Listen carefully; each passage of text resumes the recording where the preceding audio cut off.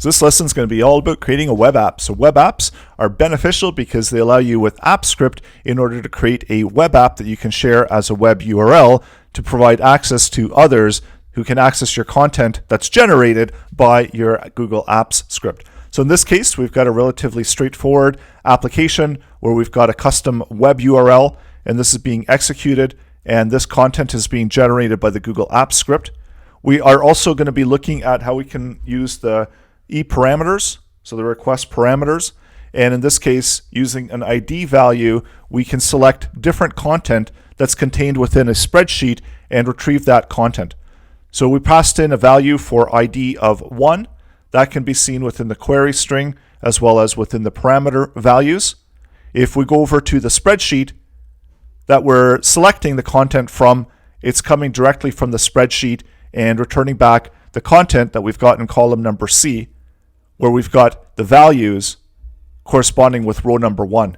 If we update this to select content from row number 3, that should retrieve back the content from the spreadsheet, once again, that's sitting within row number 3, and output it on the page. And that's what we've got here, where we're updating that content. So if this content changes, we refresh the request, that will also update the content that we're seeing within the web application.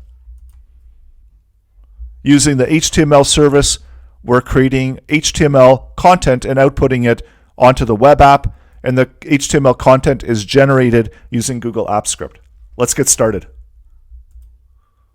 Over to script.google.com/home, and this is where we're going to create a brand new standalone app script.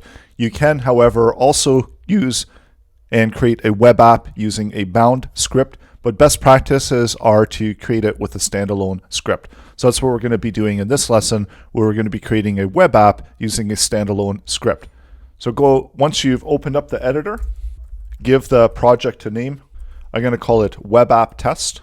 And we've got our default function. So let's update that using the default functions that are going to allow us to generate a web app. And those are either the doGet or the doPost.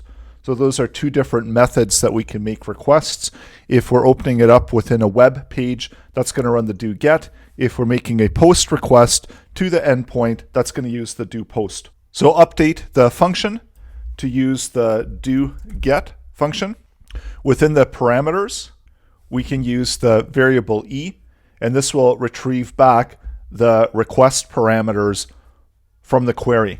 So whenever the web page loads, it's going to load the content within the doGet function, and we can make use of the parameters within the e argument. And in order to output content, we need to output content using the return function. So let's create some HTML content that we're going to output and return back to the user. So create some HTML tags, and this will just output hello world within the h1 tags. In order to generate the output, so it is expecting a return, and we can use various services. In this case, we're going to use the HTML service, which will allow us to create HTML output. So selecting the first option there, create HTML output. So this will output and generate straight HTML code from a string value. So now we've set up the web app, we're ready to deploy it. And right now this is a very simple web app that's going to generate some HTML code that within the h1 tags, output hello world, and then output that content as HTML output using the HTML service. Within the deploy button, select the deploy button from the top of the project. And with the deploy button, you're going to have three options in the dropdown. So there's a new deployment, there's manage deployments, and test deployments. If you don't have any deployments yet, you can go ahead and create a new deployment. If you want to access existing deployments, you can use manage deployments.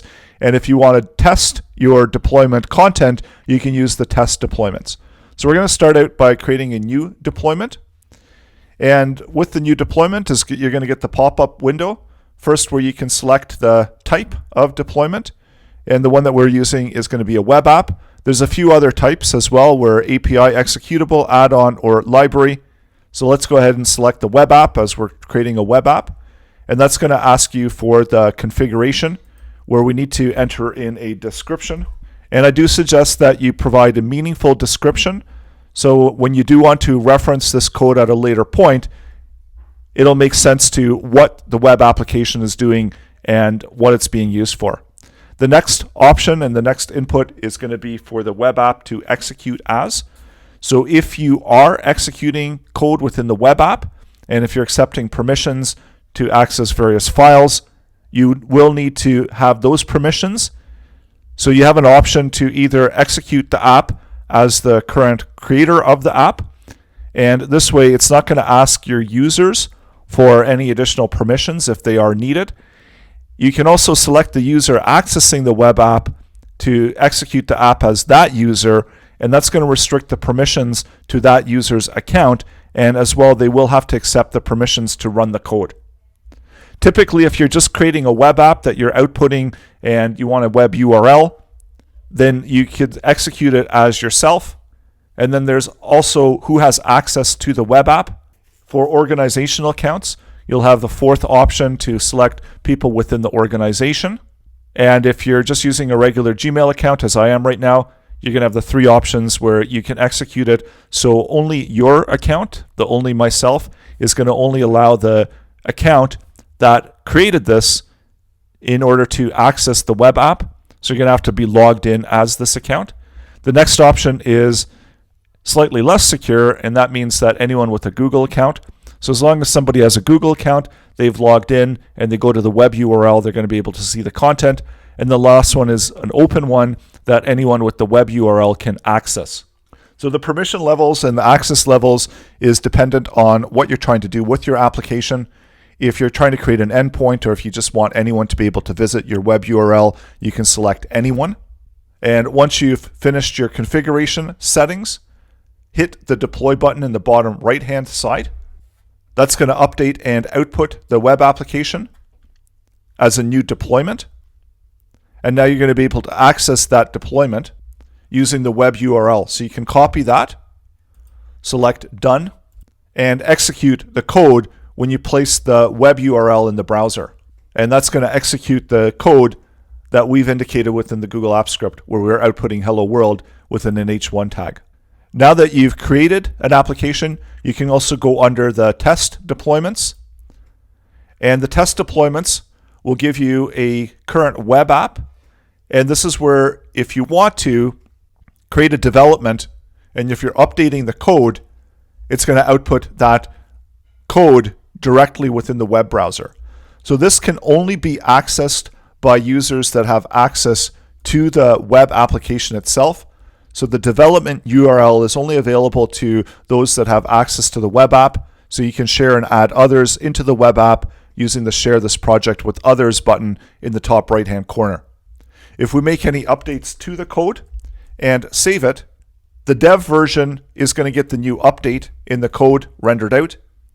The executable version is going to stay the same as it was originally, as it was rendered and deployed. And if you do want to make updates to it, you can redeploy the application.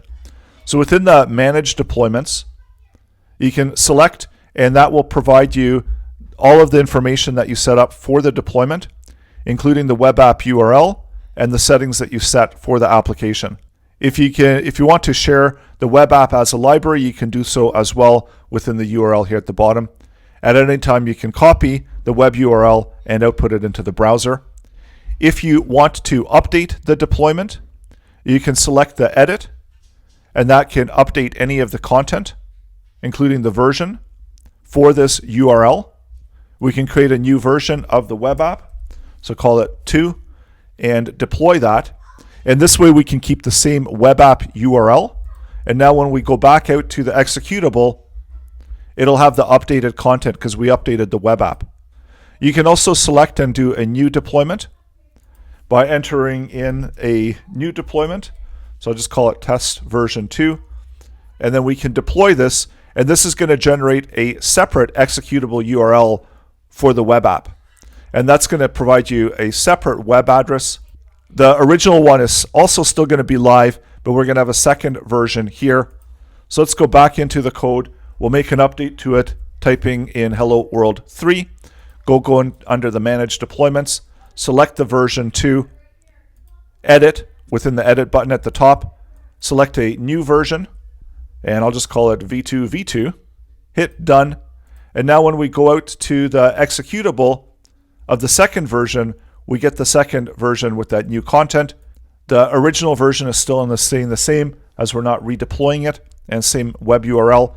And the developer version is going to be whatever we've already got within the code, and that's being output from the code. In order to access the request parameters, so a request parameter would be added to the end of the web URL, where we're including them using the question mark and then the request parameter. So typically it's going to be a property name and then a value, and we can separate multiple ones using the space. And so this would be typical request parameters. So we also have access to those within the Google Apps script, and that's going to be retrieved back under E. So that's the request parameter, and then we can select those values using either the query string and parameters. So there's a bunch of information that's contained within the object. In order to see it better, we can output and construct some output and add that into the HTML using a stringified version of that object data. And I'll call it eData. And then using the JSON stringify method, because this is an object and we want to output it as a string value, we can stringify the value of E and also output that into the HTML. So either adding it to the HTML, which we'll do in this case, or we'll take the HTML, add to the HTML, and creating a div. Let's select the eData value and close off the div in order to output into the HTML.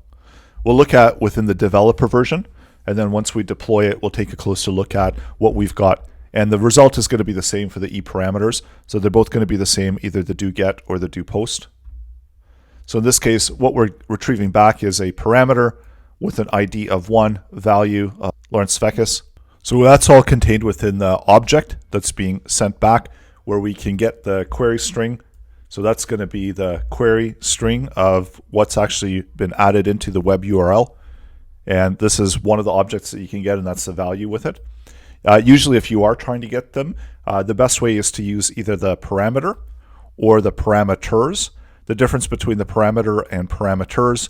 So if we have multiple of the same parameter, so let's add in an ID of 5,000. Within the parameter, we're only going to have the one ID, so it's only going to take the first retrieve value of the parameter. Whereas if we're using the parameters, then if ID has multiple values, it's going to be returned back within an array format. So the response is coming back within the E parameters as an array that you can loop through each one of the values using the key value. And if we use parameter, that's just going to retrieve back the first value that's returned back for the particular value. So that's the difference between the two. So again, use whichever one makes more sense, depending on what you're trying to retrieve back. There's also the content length. And so this is the length of the request body for the post responses. The GET requests will always have a content length of -1, as it's not used within the GET requests. There's also for the post data length and post data type. So there's going to be some additional parameters that are available within post that are not available within GET. And so you can use these values and make use of them using your Google Apps script. So let's go back into the doGet, and we'll retrieve back, and we'll create a function called build HTML, and it's going to just retrieve back a row of a value, and that's going to be coming from a spreadsheet. I'm going to select one of the existing spreadsheets that I have and retrieve back the data that I've got within sheet 2. First grab the spreadsheet ID, and we're going to retrieve back the value for the corresponding row of data.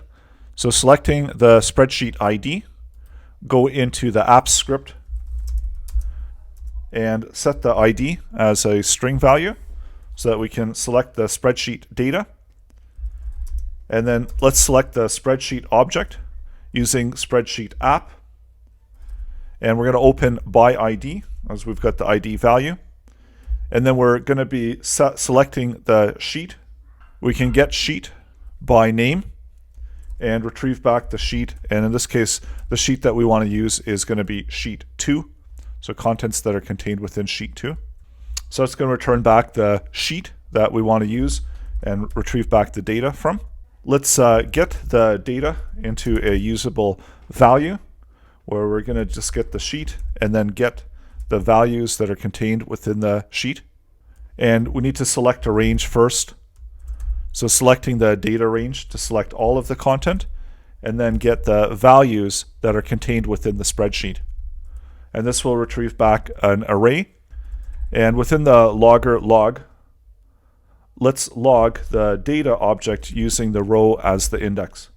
And we'll create a test function in order to test the content. So just create a test 1. And this is going to send out this content where we're going to build the row and pass in a value for the row. So we'll use the value of 1 for the row. Let's go ahead and we're going to run test. We need to accept permissions in order to access the spreadsheet. So go through and accept the permissions for your web application to access the sheet content. And we see we get retrieved back this row of content. And what it's doing is it's retrieving back according to the array using the index values for the items. So if we want to get the first item, that's going to be an index value of 0. So typically with the rows, we might want to add an update to the row. So if there is a value for row, we'll take row and we'll subtract 1 from row. Or we're going to set row at value of 0. And instead of just outputting into the log, we'll return back that array of the data row. So that's going to be the result. And for here, we'll output within the logger what we've got back for the value. Let's run the test again. And now we get this being output for the value. And if we want to return back the contents from column number 2, this is going to be retrieving back the contents from there. And now we can use that in order to generate the output. So what we want to do is select from the data to check to see if there's a parameter for the row. And if there is a parameter for the row, then we'll use that value. So when we retrieve back the E parameters, we'll do a condition to check to see if the value is within the E parameters. Let's take another look at what we're retrieving back. So we can look within the parameter and see if there's a value for ID. So check to see if the property name of ID is in the E parameter. And if it is, then we know that we can retrieve back results using that ID value. So we're going to be selecting and sending back that value to build the array. So for right now, we'll select out and we'll update the HTML to retrieve back the value of the E parameter with the value of ID. So we can do found, and under the E parameter object that's coming from the E parameters, we can select the value of ID. So let's save that and we'll try and see if it works. So refresh it and we get found 1. So let's do found 2. So that gives us a value that we can use in order to build the query to the HTML. So selecting a variable, we'll call it data, we'll send that over using the value of the E parameter and make a query to the spreadsheet and then return back the contents of that row as data. And because this is HTML, let's actually do this on a separate line where we'll have the HTML adding to the additional HTML, and we can wrap this with a div in order to separate out that request. And this can also be a separate div element as we're generating the HTML on the fly using the Google Apps script. So let's see what we get now for the result. And we do get back the value of Joe Smith. And if we only want to use a particular value as we did over here, we can select the column using its index value and output just the result that's contained within the column of the sheet. So in this case, we're seeing the result being returned back as Joe 9. Let's make this a little bit bigger. So using the H tags in order for that row of content to come out. So now depending on what row we're specifying, it's going to retrieve back a value. So over here, we're going under row number 2. Let's update this. So row number 2, and try a different value for the ID. So see what we get under row number 1. So found row number 1, and this is the value that's coming from the spreadsheet for row number 1. And we've got 3 rows of data. So let's select the 3rd row, and that's going to retrieve back the value that corresponds with the 3rd row, and that's all coming from the spreadsheet data. So that's how you can create an interactive web app. And once you've updated your developer code, then you can select it as a deployment. If you want to use the same web URL that you already have, go under the Manage Deployments, select the version that you want to update, and I'll just call it using E. And this will be a brand new version. Let's deploy it. Copy the web URL, and it should be using the same one that we have here. So we don't have any parameters that are being sent in. Let's add one in. We're setting in the value for ID. And that's going to retrieve back the contents from the spreadsheet if there is a value for ID that's contained within the parameters, outputting the result directly from the spreadsheet. And we're also including the rest of the parameter query as well in the output. So go ahead and try it out.